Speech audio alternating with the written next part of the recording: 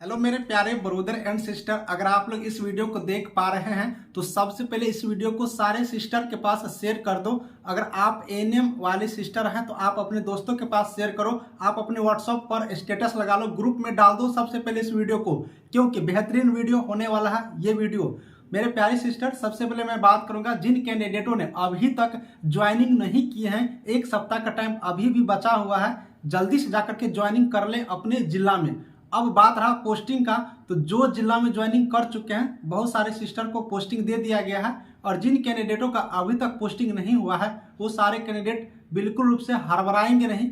सप्ताह यानी कि दिसंबर के फर्स्ट वीक तक, दिसंबर के प्रथम सप्ताह तक इंतजार करिए, सारे कैंडिडेटों का पोस्टिंग आ जाएंगे। क्योंकि पोस्टिंग की प्रक्रिया थोड़ा टाइम लगता है, क्योंकि 200-300 एक जिला में ज्वाइनिंग कर रहे हैं तो थोड़ा सिस्टमेटिक तरीका से बैठाने के लिए थोड़ा टाइम लगता है, इसलिए घबराना नहीं है। बस आप लोग को दिसंबर के प्रथम सप्ताह तक इंतजार करना है। क्यों घबरा रहे हैं? 60 साल तक नौकरी करना है ना, इतनी घबरा जाओगे तब तो हो ही गया यार। जो 10 दिन बचा हुआ है थोड़ा आराम कर लो, घूम फिर लो, क्योंकि नौकरी में जब जाओगे ना तो टाइम नहीं मिलता है कहीं जाने का। क्योंकि मैं खुद नौकरी कर रहा हूं, मैं अपनी एक्सपीरियंस बताता हूं। सप्ताह में 1-2 दिन का छुट्टी मिलेगा, क्या कर लोगे? घर जाते जाते टाइम खत्म हो जाएगा। क्योंकि ज्वाइनिंग जो दरभंगा वाले हैं उसको गया दिया है, गया वाले को सुपौल दिया है, सुपौल वाले को इधर उधर कर दिया है, इसलिए एक सप्ताह का टाइम है। जिनका ज्वाइनिंग यानी कि अभी तक पदस्थापित नहीं हुआ है, थोड़ा सा और आराम कर लो। प्रथम सप्ताह तक आप लोग की ज्वाइनिंग की प्रक्रिया आ जाएंगी, पूर्ण रूप से आप लोग ड्यूटी जाना शुरू कर देंगे। मैं इस वीडियो के माध्यम से बात करूंगा, अब आप लोग जब नौकरी करने वाले हो, नौकरी कर रहे हो, तो सबसे पहले एक रूल रेगुलेशन होता है। चूंकि आप लोग रूल रेगुलेशन समझ लिए रहेंगे तो आप लोग को नौकरी में कहीं किसी प्रकार की दिक्कतें नहीं होंगे। और आप हैं पहला कैंडिडेट यानी कि फ्रेशर कैंडिडेट हो, पहली बार नौकरी करने के लिए गई हो, तो कुछ रूल रेगुलेशन समझ लीजिए। बिहार राज्य स्वास्थ्य समिति के द्वारा ये रूल रेगुलेशन जारी किया गया है। तो मैं 4-5 वीडियो बनाऊंगा, क्योंकि मतलब 50-60 पेज का रूल रेगुलेशन है, तो एक एक पॉइंट करके हम क्लियर करेंगे। इसीलिए पूरे दिन में कभी भी आप लोग 10, 15, 20 मिनट का जो भी वीडियो बनेगा टाइम निकाल करके एक एक करके देख लीजिएगा। 4-5 पार्ट में मैं वीडियो डाल देता हूं, जिससे अब आप लोग नौकरी करने के लिए जाइएगा तो पहले से अगर आपको रूल रेगुलेशन मालूम रहेंगे तो सर जो वहां पर कहेंगे, आपका सीनियर सर, तो अब आप लोग को समझ में और आसानी से आएंगे, और आप लोग गलती से कोई भी काम नहीं करेंगे, सारे काम अच्छी तरीके से करेंगे। तो चलिए कंप्यूटर स्क्रीन पर चलते हैं और आज की इस वीडियो के माध्यम से पहला वीडियो शुरू करते हैं। रूल रेगुलेशन क्या है, उसके लिए जो नोटिफिकेशन जारी किया गया उस नोटिफिकेशन पर चल के पूरी डाउट क्लियर करते हैं। तो चलिए दोस्तों चलते हैं कंप्यूटर स्क्रीन पर। मेरे प्यारे सिस्टर, हम आ चुके हैं कंप्यूटर स्क्रीन पर, और इस स्क्रीन पर आपको ऑफिशियल नोटिस दिखा देते हैं। ये नोटिस आप लोग को हम टेलीग्राम ग्रुप में भी डाल देंगे, टेलीग्राम ग्रुप का लिंक डिस्क्रिप्शन में है, आप लोग ज्वाइन कर लीजिए। और वहाँ से भी आप लोग नोटिफिकेशन को डाउनलोड करके या फिर वेबसाइट पर से भी डाउनलोड करके पूरी तरीके से लाइन बाय पढ़ लीजिएगा। राज्य स्वास्थ्य समिति बिहार के अंतर्गत अब आप लोग ज्वाइन किए हो, जॉब कर रहे हो, और उसी की तरफ से जारी किया गया है। State health society Bihar, district health society, यानी कि सबसे पहले आप लोग स्टेट हेल्थ सोसाइटी बिहार में आप लोग ने ज्वाइन किया। SHSB ने आपको पूरा यहाँ पर विज्ञापन निकाले, नौकरी दी है, और ज्वाइन की हो डिस्ट्रिक्ट हेल्थ सोसाइटी यानी कि जिला स्वास्थ्य समिति में। अलग अलग जिलों में है जिला स्वास्थ्य समिति, वहाँ पर आपने ज्वाइन किया। तो ये जानकारी है। अब नीचे चलिएगा तो यहाँ पर देखिएगा human resource manual rules and regulation 2021, यानी कि रूल्स एंड रेगुलेशन 2021 में जो बनाया गया है वो चीज़ अभी तक लागू है, अभी वही चल रहा है। तो इस रूल्स एंड रेगुलेशन को हम लोग देखेंगे। अब आगे चलेंगे तो इसमें हम लोग इंडेक्स देख लेते हैं पूरा। देखिए ये जो पेज है ना, आपको ये मैं जो यहाँ पर 85 पेज का एक ये जो नोट्स बना हुआ है, ये पूरे 85 पेज आपको समझना होगा, क्योंकि रूल रेगुलेशन है आपके लिए बनाया गया है, ठीक है, इसलिए समझना जरूरी है। अब यहाँ पर इंडेक्स में क्या क्या है वो इंडेक्स हम लोग समझ लेते हैं। इस इंडेक्स में बात करेंगे तो चैप्टर नंबर 1 में है objective of HR policy and organisation structure. Chapter 2 में है general condition of service, service की जनरल कंडीशन क्या है। चैप्टर 3 में है रिक्रूटमेंट एंड सिलेक्शन, यानी रिक्रूटमेंट और सिलेक्शन की क्या प्रोसेस है। चौथा है leave rules, performance management system, training and development, यानी कि पूरा जानकारी है। तो ये 9 चैप्टर है, 9 चैप्टर की पूरी जानकारी देंगे। सबसे पहले मैं आपके लिए जो इम्पोर्टेंट है उस इम्पोर्टेंट टॉपिक को आज के वीडियो में ले लेते हैं। इम्पोर्टेंट टॉपिक है chapter number 4 rules, leave rules, leave का रूल्स, यानी कि अब आपने ज्वाइनिंग कर लिया, ज्वाइनिंग करने के बाद आपके मन में एक ही प्रश्न आएगा, छुट्टी, ठीक है। तो छुट्टी का क्या नियम है, यही है लीव रूल्स, छुट्टी का नियम, ठीक है। तो लीव रूल्स यानी कि छुट्टी का क्या नियम है, जो कि चैप्टर 4 में बताया गया है, 46 नंबर पेज पर है। तो चलिए इस पेज पर चलते हैं और छुट्टी का नियम जान लेते हैं, क्योंकि अब महिला कैंडिडेट हो, आपको कोई प्रेगनेंसी में होंगे, प्रेगनेंसी पहले से होंगे, या बहुत सारे प्रकार के है, मतलब आकस्मिक लीव लेना होगा, स्टडी की लीव लेना होगा, बहुत सारी छुट्टियां होती है, वो सारी छुट्टियों के बारे में आप लोग स्पेशल लीव होते हैं, सारी चीज़ जान लीजिए, जिससे कि छुट्टी लेने की ज़रूरत पड़ेगा तो आप लोग को मालूम रहेगा, तो आसानी से छुट्टी ले लेंगे। तो चलिए पेज नंबर 46 पर चलते हैं और जानते हैं छुट्टी के बारे में चैप्टर 4 पर। तो ये चैप्टर 1 है, चैप्टर 4 पर हम चलते हैं लेकर के आप लोग को दिखा देते हैं पूरी जानकारी। तो मेरे प्यारे सिस्टर, हम आ चुके हैं चैप्टर 4 पर, लीव का रूल्स पे, ठीक है। तो ये चैप्टर 4 है, लीव रूल्स पर, छुट्टी का क्या नियम है उसके बारे में डिटेल्स जानकारी। सबसे पहले आप लोग यहाँ से देखेंगे तो शॉर्ट टाइटल, यानी कि शॉर्ट टाइटल समझ लेते हैं। SHSB DHS लीव्स रूल 2005 2021 में ये नोटिफिकेशन बना हुआ है, यानी कि 2005 में जो रूल था उसको संशोधन करके 2021 में जो नियम बनाया गया है वही अभी चल रहा है। कमिटमेंट मतलब क्या हुआ, these rules shall come into the force from the date of insurance of order, यानी कि आपका जो ऑर्डर जारी किया गया है, जिस दिन से ज्वाइनिंग कर लिए हैं उस दिन से आप लोग को ये जो है आपका रूल्स जो है आप लोग पर लागू होंगे। अब तीसरा नंबर पर जानेंगे, तीसरा नंबर का है स्कोप ऑफ एप्लीकेशन, यानी कि ये किस किस पर लागू होगा वो जान लीजिए।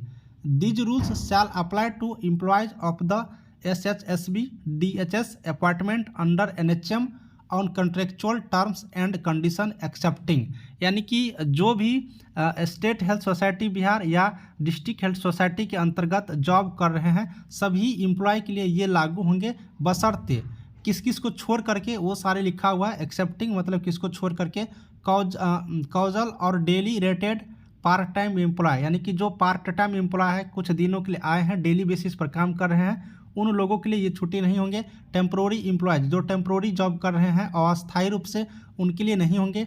Employ of government of Bihar on deputation foreign services to the society to the extending applicable, यानी जो बिहार गवर्नमेंट में डिप्टेशन पर काम कर रहे हैं उन कैंडिडेटों के लिए नहीं होगा, और जो दूसरे देशों से आकर के बिहार राज्य के लिए सेवा कर रहे हैं उन सारे कैंडिडेटों के लिए ये रूल रेगुलेशन नहीं होंगे। तो आप लोग कंट्रेक्चुअल वाले हो, संविदा वाले हो, तो संविदा वाले कैंडिडेटों के लिए सारा छुट्टी नहीं दिए जाते हैं, लेकिन संविदा वाले के लिए जो जो छुट्टी आप लोग को मिलने वाले हैं उस छुट्टी के बारे में हम आपको जिक्र कर देते हैं। तो सबसे पहले आप लोग यहाँ से देखना शुरू करेंगे छुट्टी के बारे में जो जानकारी है।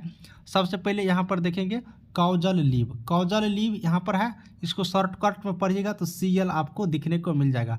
कॉजल लीव CL, इसको हिंदी में बात करेगा तो आकस्मिक अवकाश होता है, ठीक है, आकस्मिक अवकाश। ये CL आकस्मिक अवकाश का मतलब क्या हुआ, अगर आपको अचानक कोई कार्य जरूरी में पड़ जाता है तो उस स्थिति में आप लोग CL का यूज कर सकते हो, कॉजल लीव का आप लोग प्रयोग कर सकते हो। जैसे कि मान लो कि कल आपको ड्यूटी जाना है और अचानक अभी फ़ोन आ गया घर से या आपकी तबीयत खराब हो गया, तो कल तो आप नहीं जा पाइएगा क्योंकि अचानक हुआ, उस स्थिति में आकस्मिक अवकाश आप लोग ले सकते हो।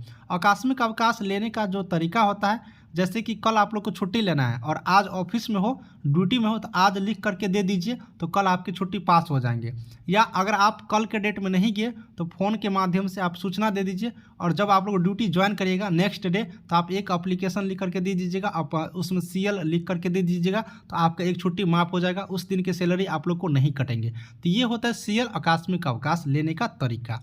अब आप लोग को मैं बता दूँ कि जो कैंडिडेट पटना में जॉब करेंगे, SHSB यानी कि जो मुख्यालय में जॉब करते हैं, उन कैंडिडेटों को साल में 12 दिन का छुट्टी मिलेंगे। यानी जो मुख्यालय में जॉब करेंगे उसको साल में 12 दिन का छुट्टी आप लोग को मिलेगा। एक साल का ये रूल है, ठीक है, एक साल में 12 दिन आप लोग छुट्टी ले सकते हो। लेकिन जो मुख्यालय के बाहर जॉब करेंगे, जैसे किसी भी जिला में ज्वाइनिंग करते हैं, तो आप लोग तो जिला में ज्वाइनिंग किए हो तो आप लोग को 16 दिन का छुट्टी मिलेगा, यानी कि 16 CL मिलेंगे। ये 16 दिन आप CL का प्रयोग कर सकते हो एक साल में, ठीक है। ये पूरे एक साल के लिए होता है, ऐसा नहीं कि आप लोग को महीने में मिलेंगे, ये एक साल के लिए आप लोग को 16 दिन का छुट्टी मिलेगा। आप ये 16 दिन किसी भी तरीका से प्रयोग कर सकते हो, इसके बदले में आपको पैसा नहीं कटेंगे। तो ये CL का आपने समझ गया पूरा रूल रेगुलेशन। साथ ही दोस्तों अब हम आपको नीचे लेकर के चलते हैं। आपको ये मैटरनिटी लीव मतलब हो गया मातृत्व अवकाश, ठीक है, मातृत्व अवकाश। अब ये मातृत्व अवकाश के बारे में आप लोग आसानी से समझिएगा, ये इंपॉर्टेंट है, क्योंकि ये जो मातृत्व अवकाश होता है वो फीमेल कैंडिडेटों को मिलता है, जो महिला कैंडिडेट है उन महिला कैंडिडेटों के लिए ये मिलता है। अब मातृत्व अवकाश का मतलब क्या हुआ, ये मातृत्व अवकाश का मतलब है कि माँ बनने की स्थिति में, ठीक है, अगर आप लोग माँ बनने की स्थिति में हो तो आप लोग को मातृत्व अवकाश मिलेंगे। ये मातृत्व अवकाश कैसे मिलते हैं वो हम आपको दिखा देते हैं। मातृत्व अवकाश आप लोग जैसे कि अगर 12 महीने का 1 साल होता है, 12 महीने में अगर आपने 80 दिन कार्य कर लिए हैं, ठीक है, अगर आपने 12 महीने में 80 दिन का कार्य कर लिए हैं तो आपको ये मातृत्व अवकाश मैटरनिटी लीव आप लोग को मिल जाएंगे आसानी से। अब ये मैटरनिटी लीव कितने दिन का मिलता है वो चीज़ देख लेते हैं। ये मातृत्व अवकाश यानी कि माँ बनने की स्थिति में हो तो आपको 26 वीक का आप लोग को छुट्टी मिलेगी, 26 वीक। आप इसको 7 से गुना कर दीजिएगा, उतना दिन आप लोग को हो जाएंगे। अगर 7 से मल्टीपल करेंगे तो कितना हो जाएगा, 7 छक्के 42, 7 दूना 14 और 4 कितना हुआ, यानी कि 182 दिन, 6 महीना का आप लोग को छुट्टी यहाँ से मिल जाते हैं माँ बनने के पीरियड में, ठीक है। ये चीज़ आप लोग समझ पा रहे होंगे। अब यहाँ पर मेरे प्यारे सिस्टर बात करते हैं छुट्टी का भी यहाँ पर टाइमिंग होता है। जैसे कि यहाँ पर लिखा गया है, the leave can be availed for a period extending up to maximum period of 8 weeks before the expected date of delivery and remaining period of 18 week post child delivery. यानी कि मेरे प्यारे सिस्टर इसमें ये कहा गया कि जैसे कि आपके डिलीवरी है तो आप मतलब यानी कि प्रेगनेंसी में है तो आप लोग को जो डिलीवरी होंगे उससे पहले 8 वीक का छुट्टी ले सकते हो, ठीक है। यानी कि जब बच्चे जन्म लेते हैं उनसे पहले, बच्चे को जन्म लेने से पहले 8 वीक का छुट्टी ले सकते हो। 8 वीक मतलब क्या हो गया, 8 से तो 56 दिन की छुट्टी में, यानी कि लगभग 2 महीने की छुट्टी में आप लोग रह सकते हो। जब बच्चे जन्म ले लेते हैं तो 18 वीक ले सकते हो, ठीक है। ये नियम है, आप लोग समझ गए। यानी कि बच्चे जब जन्म हो जाएगा तब जाकर के आप लोग को 18 वीक का छुट्टी मिलेगा, ये ले सकते हो। और बच्चे जन्म होने से पहले 8 वीक का आप लोग को यानी कि 56 दिन के आसपास आप लोग को यहाँ पर छुट्टी मिल जाएंगे। तो ये चीज़ आपने देख लिया। अब दोस्तों यहाँ पर बात कर लेते हैं, एक चीज़ और यहाँ पर आप लोग को जानकारी लेना होगा। जैसे कि जो कैंडिडेट यहाँ पर गोद लेते हैं बच्चे को, जैसे बहुत ऐसे कैंडिडेट होते हैं जो माँ बनना है तो बच्चे को क्या करते हैं, गोद ले लेते हैं। जब बच्चे को गोद ले लेते हैं उस स्थिति में भी उन लोग को छुट्टी मिलता है। उस स्थिति में आप लोग को भी मतलब अगर बच्चा 3 महीने का छोटा है तो उस स्थिति में भी आप छुट्टी ले सकते हो। ये गोद लेने वाले के लिए है, लेकिन जिनका खुद का वो डिलीवरी है, खुद का वो जन्म देंगे तो उनके लिए आप लोग को आप देख लिए 26 वीक का छुट्टी यहाँ से मिलेंगे। ये चीज़ आपने देख लिया। अब दोस्तों यहाँ पर एक चीज़ और है, जैसे कि जो ज्वाइनिंग करते ही ठीक है, ज्वाइनिंग करते ही अगर वो लोग को डिलीवरी पेशेंट में है, अगर छुट्टी लेना चाहते हैं तो उन लोगों को भी मतलब 5 महीने तक का छुट्टी मिल जाता है। लेकिन जब ज्वाइन करते ही अगर छुट्टी लीजिएगा तो आपको पेमेंट नहीं मिलेगा, लेकिन आप लोग को छुट्टी मिल जाएगा, ठीक है। ये चीज़ है, इस नियम में लिखा हुआ है। साथ ही दोस्तों एक चीज़ और यहाँ से देखेंगे कि ये देखेंगे पॉइंट, इस पॉइंट में ये लिखा हुआ है कि अगर आपको 2 बच्चे हैं, ठीक है, 2 बच्चे हो गए हैं, इसको गौर से ध्यान देंगे, 2 बच्चे हो चुके हैं, अगर आप लोग तीसरा बच्चे की चाह रखते हैं उस स्थिति में आपको सिर्फ 12 वीक का छुट्टी मिलेगा, यानी कि सिर्फ 12 सप्ताह का छुट्टी मिलेगा। 2 से अधिक बच्चे होने पर, यानी कि 2 बच्चे हो चुके हैं, तीसरा होते हैं, चौथा होते हैं, उस स्थिति में सिर्फ 12 वीक का छुट्टी मिलेगा। और ये 12 वीक छुट्टी 6 वीक आप लोग को डिलीवरी पेशेंट से पहले, बच्चे जन्म से पहले, और 6 वीक जो है बच्चे जन्म के बाद आप लोग ले सकते हो। तो ये 2 बच्चे के बाद की छुट्टी है, और जिनको फर्स्ट और सेकंड है उनके लिए 28 वीक का छुट्टी मिलेंगे। तो ये मातृत्व अवकाश आपने समझ लिया, इस तरह से अवकाश आप लोग को मिल जाएंगे। साथ ही दोस्तों अब आप लोग को एक और हम आपको यहाँ से दिखा देते हैं, स्पेशल लीव। ये महिला के लिए स्पेशल लीव होता है। ये स्पेशल लीव जैसे कि आप लोग जानते ही हैं, आप लोग को प्रत्येक महीना, ठीक है, प्रत्येक महीने में आप लोग को 2 दिन स्पेशल लीव मिल जाएंगे। हर एक सिर्फ महिला का है, ठीक है। तो प्रत्येक महीने में 2 दिन स्पेशल लीव मिलते हैं। ये स्पेशल लीव आप लोग ले सकते हो। अब स्पेशल लीव मतलब स्पेशल समझ गए होंगे, तो ये 2 दिन आप लोग को मिलेंगे। तो इस तरह से ये 3 अवकाश आप लोग को बिल्कुल रूप से मिलेंगे, इसके लिए कोई यानी कि परेशानी नहीं है। CL आप लोग को मिल जाएंगे, उसके बाद आप लोग स्पेशल लीव मिल जाएंगे। CL आपको साल में 16 मिलते हैं और ये महीने में ही 2 मिल जाएंगे, ठीक है। उसके बाद आप लोग को मातृत्व अवकाश माँ बनने की स्थिति में आपने देख लिया 28 वीक का लगभग मिलता है। 2 बच्चे के बाद आप लोग को 12 वीक मिलेगा, ठीक है। उसके बाद दोस्तों आपको अगर सप्ताह में 1 दिन छुट्टी मिलता है, ये आपको फिक्स है, ये छुट्टी आप लोग को मिलेगा ही, 1 दिन आप लोग को छुट्टी सप्ताह में मिलेंगे। तो ये 3 छुट्टी आप लोग के लिए इंपॉर्टेंट है, ये 3 छुट्टी आप लोग को मिलेंगे। बाकी जो भी छुट्टी होता है, स्टडी लीव वगैरह, वहाँ पर स्टडी लीव भी मिल जाता है। आप लोग बात करिएगा सिविल सर्जन सर से, उसका क्या रूल रेगुलेशन है। ये तो परमानेंट वाले में होता है, इसमें भी स्टडी लीव के बारे में लिखा हुआ है, यहाँ पर देख सकते हो इसमें स्टडी लीव के बारे में बिल्कुल रूप से लिखा हुआ है। लेकिन स्टडी लीव आप लोग को जब 5 साल जॉब कर लेते हैं उसके बाद अगर आप लोग स्टडी करने के लिए जाते हैं तो आप लोग को स्टडी लीव मिलता है। इसमें जो लिखा हुआ है वो हम आपको जानकारी दिए। तो फिलहाल आपको 3 लीव जरूरी था, हम आपने तीनों लीव बता दिए। दोस्तों लीव लेने से पहले, छुट्टी लेने से पहले आप अपने सिविल सर्जन सर से या आपका जो प्रभारी सर रहेंगे उनसे एक बार जरूर बात कर लीजिएगा, क्योंकि आप लोग नए हैं और रूल रेगुलेशन अलग अलग होते रहते हैं। तो एक बार प्रभारी सर से या जो सिविल सर्जन सर रहेंगे, जो आपके सीनियर सर रहेंगे, उनसे एक बार जरूर बात करके और इस नियम को भी पढ़ करके फिर आप लोग छुट्टी लीजिएगा। किसी प्रकार की कोई दिक्कतें नहीं होंगे। ये रूल रेगुलेशन बिहार स्वास्थ्य विभाग के ऑफिशियल वेबसाइट पर अपडेट है, डाउनलोड भी कर सकते हो। तो ये छुट्टी वाला आपको डाउट क्लियर हो गया होगा।